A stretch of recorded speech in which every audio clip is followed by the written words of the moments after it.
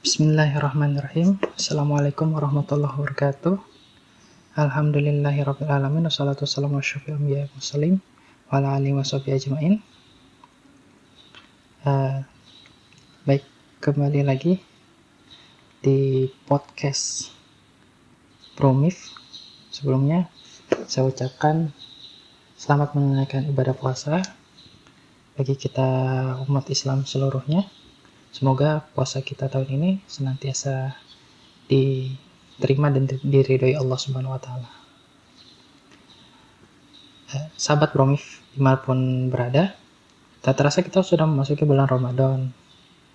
Nabi SAW menyebut bulan Ramadan sebagai bulan yang penuh keberkahan atau syahrun mubarakun, yang mana dalam hadis riwayat Imam Ahmad, Imam An-Nasai, Imam Al-Baihaqi, dan dari riwayat Abu Hurairah dikatakan yang artinya, telah datang kepada kalian Ramadan, bulan keberkahan. Allah telah mewajibkan kalian saum di dalamnya. Di bulan itu pintu-pintu surga dibuka, pintu-pintu neraka ditutup, dan syaitan-syaitan dibelenggu. Di bulan itu terdapat satu malam yang lebih baik dari 1000 bulan. Barang siapa yang tidak diberikan kepadanya kebajikan pada malam itu, berarti diharamkan baginya segala rupa kebajikan. Sobat Promif dimanapun Anda berada, maka sungguh rugi orang-orang yang menyanyikan bulan yang agung ini, sebagaimana sabda Rasul SAW yang artinya, sungguh rugi seorang yang ketika namaku disebut di sampingnya tetapi dia tidak bersalawat atasku. Sungguh rugi seorang yang bertemu dengan Ramadan, lalu Ramadan berlalu darinya sebelum dosa-dosanya tidak diampuni. Hadis riwayat Imam At-Tirmizi. Jadi, sahabat Promif, bulan Ramadan merupakan kesempatan yang berharga yang ditunggu-tunggu oleh orang-orang yang beriman kepada Allah dan ingin meraih ridhonya. Sehingga kaum muslim sudah seharusnya menyambut tamu agung tersebut dengan sebaik-baiknya. Imam Ibnu Rajab rahimahullah menyebutkan, bagaimana mungkin orang yang beriman tidak gembira dengan dibukanya pintu-pintu surga? Bagaimana mungkin orang yang pernah berbuat dosa dan ingin bertobat serta kembali kepada Allah tidak gembira dengan ditutupnya pintu-pintu neraka? Dan bagaimana mungkin orang yang berakal tidak gembira ketika para setan dibelenggu? Oleh karena itu, jangan sampai kesempatan Ramadan ini berlalu sia-sia. Raih keutamaan Ramadan, ya ini dilipat gandakan pahala, amal soleh, dan sungguh-sungguh perbanyak amal ibadah dengan agenda-agenda yang telah tersusun. Apakah tadarus Quran, sholat sunnah, shodaqah, iktikaf, qiyamul lail, amar ma'ruf nahi mungkar, dan aktivitas taqarrub lainnya. Ingat, Allah Subhanahu wa taala mencintai hamba-hambanya yang bertaqarrub kepada Allah, terlebih lagi di bulan Ramadan.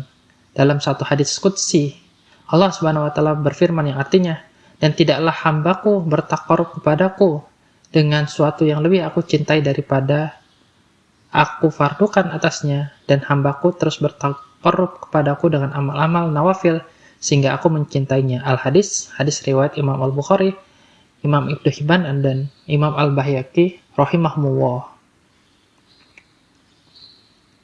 Hadis ini menjelaskan bagaimana taqarrub yang lebih disukai oleh Allah, yaitu dengan melaksanakan apa yang diwajibkan dan melengkapinya dengan amalan-amalan yang sunnah. Tentu amalan-amalan fardu harus diprioritaskan. Ibnu Hajar Al-Asqalani dalam kitab Fathul Bari, sebagaimana ulama besar mengatakan bahwa siapa yang fardunya lebih menyibukkan dia dari nafilah atau amalan sunnah, maka dia dimaafkan. Sebaliknya, siapa yang nafilahnya menyibukkan dia dari amalan fardu, maka dia telah tertipu. Jadi, sobat Promif yang insya Allah senantiasa dirahmati Allah Subhanahu wa taala, hikmah yang diwajibkannya kita berpuasa adalah agar kalian bertakwa. Syekh Abu Bakar Jabil Al-Jaziri dalam kitab Aisyar At-Tafasir menjelaskan makna firman Allah Subhanahu wa taala la'allakum tattaqun dalam surat Al-Baqarah surat kedua ayat 183, yakni agar dengan puasa itu Allah mempersiapkan kalian untuk takwa, yaitu melaksanakan perintah-perintah Allah dan menjauhi larangan-larangan Allah Subhanahu wa taala. Dapat dilihat dalam kitab tersebut di juz 1 halaman ke-80. Melaksanakan perintah Allah dan meninggalkan larangannya itu dilaksanakan karena kesadaran jiwa dan akal. Maka pelaksanaannya memerlukan pengetahuan syar'i akan halal dan haram. Karenanya takwa bisa juga dimaknai sebagai kesadaran akal dan jiwa serta pengetahuan syar'i terhadap wajibnya mengambil halal dan haram sebagai standar bagi seluruh aktivitas, lalu merealisasikannya secara praktis atau amali di dalam kehidupan. Oleh karena itu, seharusnya pasca Ramadan nanti akan lahir manusia-manusia baru, keluarga-keluarga baru, dan masyarakat baru yang bertakwa kepada Allah Subhanahu wa taala, mengamalkan ajaran Islam, melaksanakan perintahnya, menjauhi larangannya. Bukankah ketakwaan yang diperintahkan oleh Allah tidak hanya bersifat individual? Apa maknanya pribadi baik tetapi hidup dalam masyarakat yang mengingkari syariat Allah Subhanahu wa taala? Walhasil, semoga Ramadan ini menjadi pemicu bagi kita kaum muslim mewujudkan ketakwaan hakiki, yakni menerapkan syariat Islam secara kafah dalam seluruh aspek kehidupan individu, keluarga, masyarakat, dan negara.